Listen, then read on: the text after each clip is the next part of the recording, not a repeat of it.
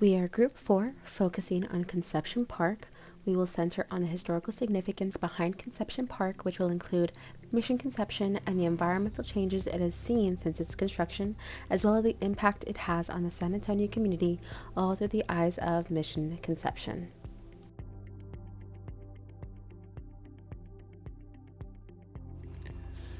Hello, I am Mission Concepcion.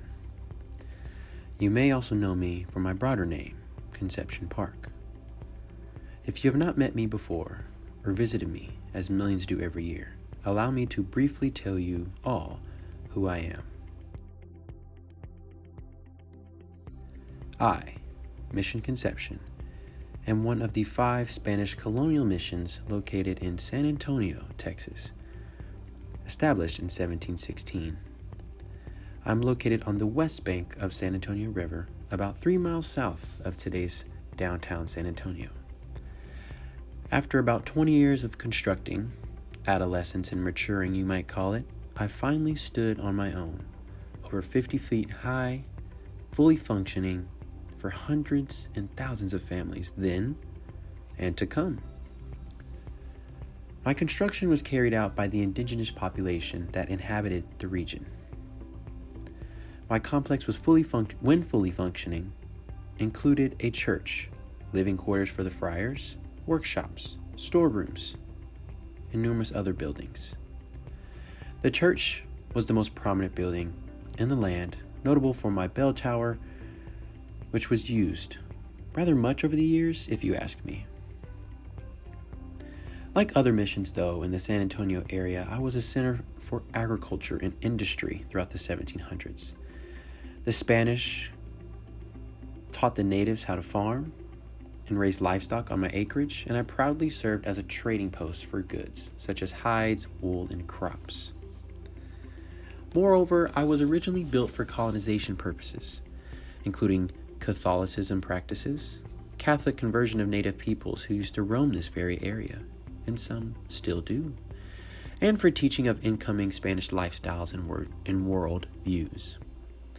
As such, I was named in honor of Our Lady of the Immaculate Conception, and I take pride in being the second mission to be established in the San Antonio area after, you guessed it, the Alamo. Matter of fact, as of last year, 2022, one of my guardians, the U.S. National Park Service, noted that I was the oldest unrestored stone church in America. You see, I used to display colorful geometric designs,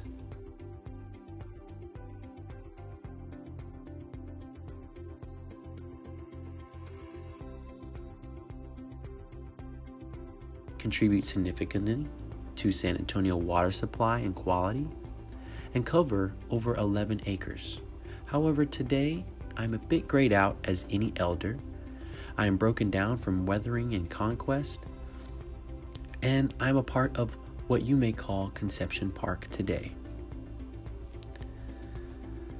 Over the years, as you may know, I was also infamously subject to attacks by various indigenous groups, including the Apache and Comanche. These attacks were, of course, intended for settlers or bystanders. Despite these challenges, I continue to stand today and serve as a religious and cultural center, and maybe even an infrastructural and environmental center for the local population today. I have a few stories to share from some historical companions today that will touch on just how some of these events throughout the years have changed the terrain, impacted culture, and influenced communities throughout the past several hundred years. Take it away, fellows.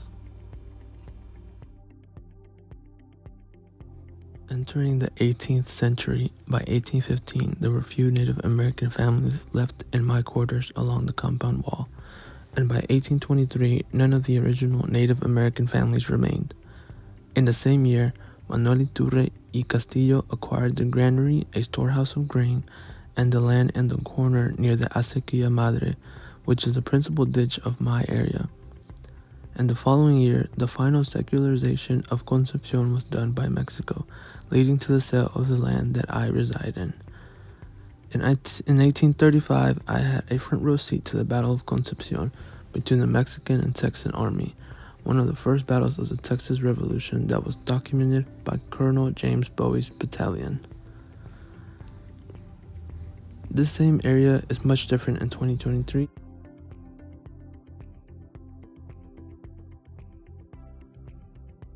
Up until 1850, I remained somewhat intact and mostly used as a stable by local cattle owners.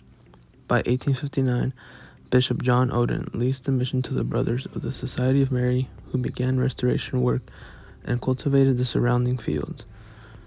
A pioneer Catholic educator, Andrew Edel, became my caretaker. Andrew took this opportunity to restore part of me and improve the land I'm on.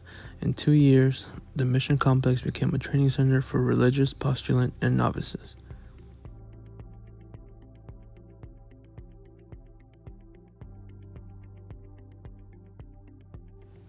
The Concepcion Acequia served the Concepcion community for decades until 1869, when it was closed due to flooding concerns. At the end of its reign, it was the largest of the irrigation channels that traveled through the missions.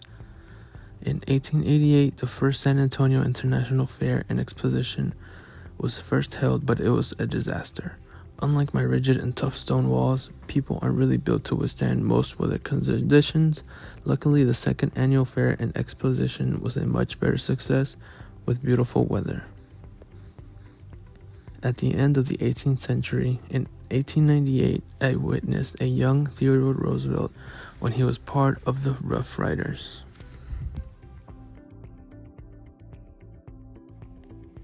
Entering Mission Concepcion in the 19th century. The early 19th century brought many wars. During the Mexican War of Independence, the Texas War of Independence, and the Mexican-American War. These were all several groups of armies and rebels that inhabited the Concepcion and left it within its terrible state of condition in regards to those oncoming wars. Eventually, the church organization took control of the mission and began to restore restoration along with archaeological research.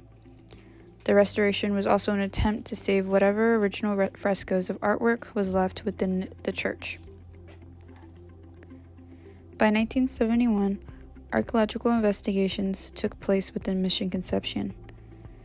By the staff of the Texas Historical Commission between 1971 through 2006, only 11 systematic and formal archaeological investigations were within the area of Mission Concepcion. This was under the Center of Archaeological Research, also known as CAR. Among these 11 investigations, researchers had found collections and surface materials obtained in 1971. These consisted of gun flints,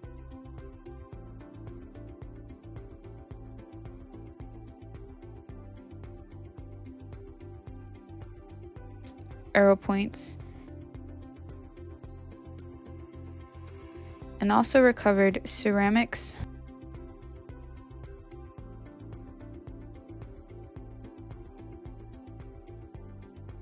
metal artifacts, and chipped lithics.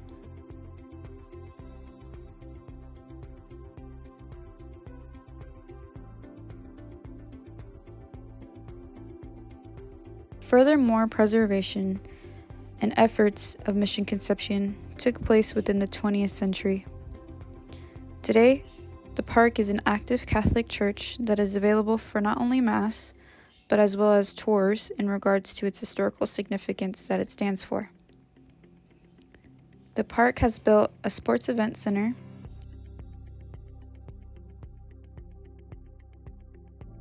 an orphanage home called St. Peter's and St. Joseph's Children's Home, which is right across the park, and a pavement trail right alongside the San Antonio River for civilians to enjoy by walking, bike riding, kayaking, family events, or simply enjoying the view of nature within its own elements.